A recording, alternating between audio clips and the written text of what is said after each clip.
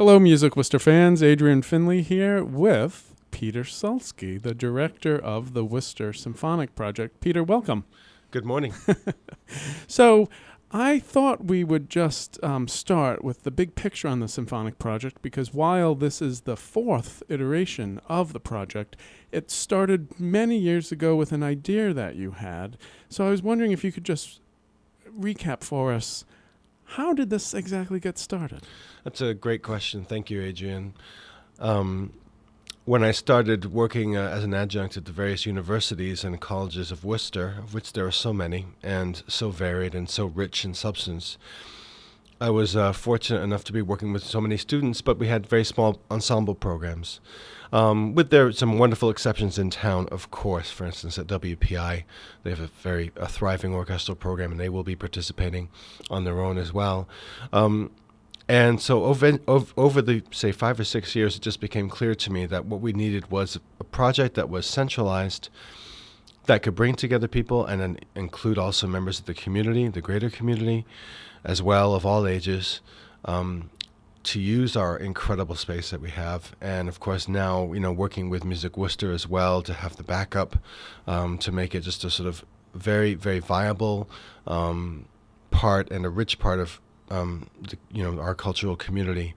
So that's basically how it came to rise. Oh, excellent, excellent. And I know it really does give that oftentimes first opportunity for musicians of all ages and all levels to play in one of the best halls in the world, Mechanics Hall. Right. I mean, I'm lucky enough to have been brought up in this town before I traveled far and wide, and was able to play in the hall, but it was not as accessible as it is now. And I give a lot of people credit for that. The programs that Music Worcester runs, what Bob Kennedy does at Mechanics Hall itself. And it's such an incredible jewel. And this, to that point, so many of my college students, because of their, perhaps sometimes inward-looking necessarily, academically as well, life just staying on campus, would actually never see Mechanics Hall in their 4 years in Worcester, which was crazy to me. Unbelievable. So the first couple years of the project had focused on Mozart and works by Mozart and Haydn, and this year, the event will be on Valentine's Day, February 14th, for a Sunday matinee performance. It will be a bit different. What will this year look like? That's another great question. You're just leading me in there. We could focus for a good long time on the late symphonies of Mozart and Haydn, and they are incredible works, and it's not as if there's too much of that being performed around here by any means. But I think the orchestra has sort of, in a sense, graduated to being able to handle an early Beethoven symphony. So we'll start maybe working through the cycle. We'll take one at a time and see how we go. This year is indeed number one. Right, number one. And also another dream has been realized in the sense of, with all the wonderful colleagues we have around us, it's also really special for the students, since they hear my voice, all of my colleagues' voices every day, every week, to have a new voice. So we have Bruce Hangen this year, which is exciting. Who is on faculty at Boston Conservatory, yes. Who is former principal conductor of the Boston Pops, and just such a great guy. I know we'll be very much looking forward to getting him in.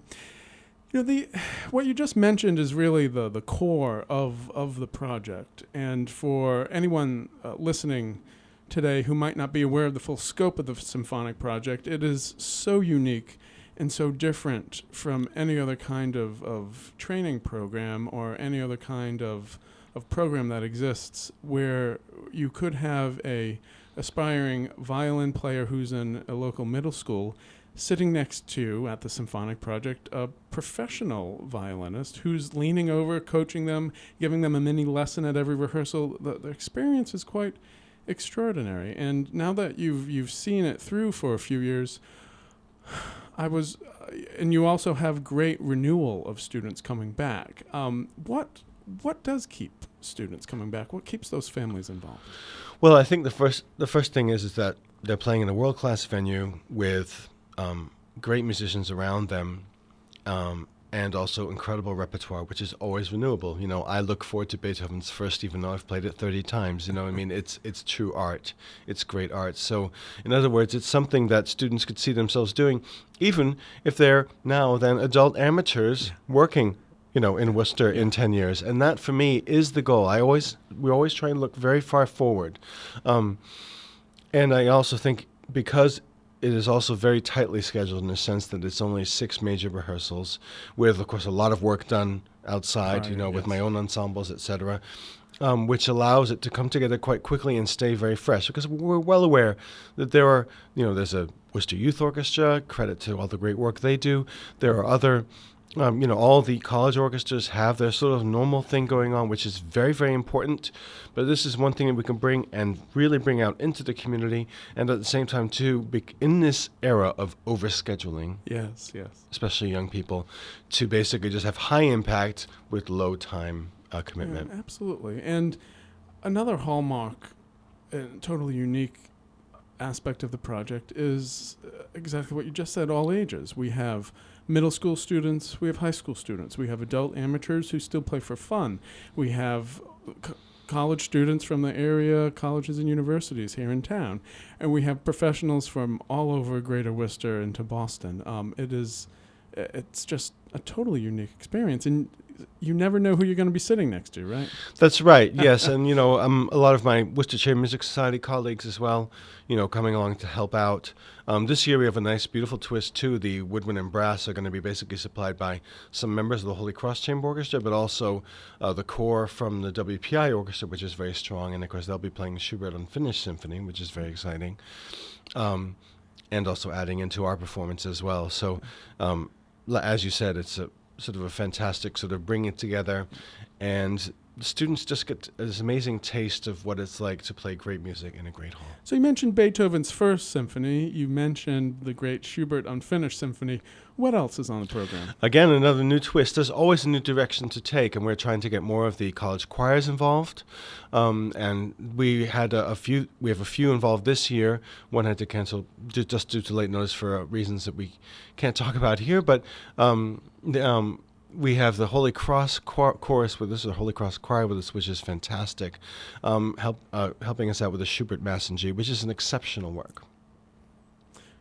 Excellent. So again, for everyone listening who might not know of the Symphonic Project, this will take place on Valentine's Day, February 14th at Mechanics Hall. Full details, full information, and full list of repertoire and everything about the Symphonic Project at musicworcester.org.